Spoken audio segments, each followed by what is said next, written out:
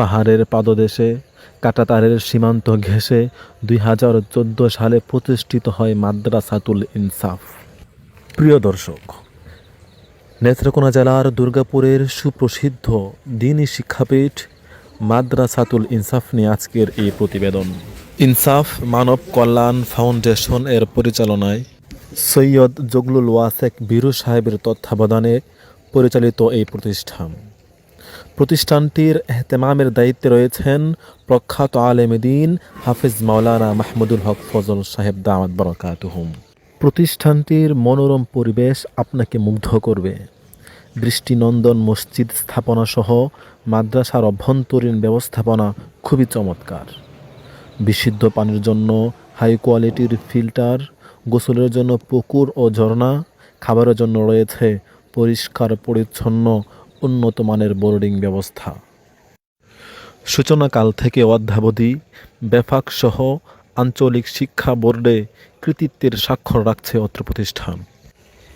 ইতিমধ্যেই নুরানি, নাজেরা, হিফজ সহ কিতাব বিভাগ মিশকাত জামাত পর্যন্ত উন্নীত হয়েছে।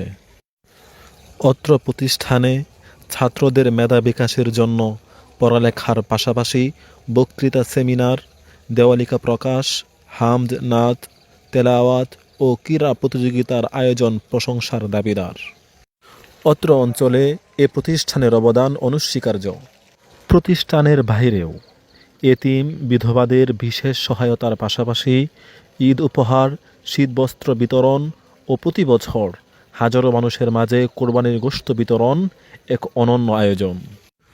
অত্র প্রতিষ্ঠানে আল্লাহ তাআলা অত্যন্ত মেধাবী, মেহনতি, দক্ষ শিক্ষকগণকে একত্র করেছেন, যাদের সার্বক্ষণিক নিগরানি ও নিরলস প্রচেষ্টার বদৌলতে ছাত্রদের ইলম ও আমলের তারাক্কি দীপ্তমান।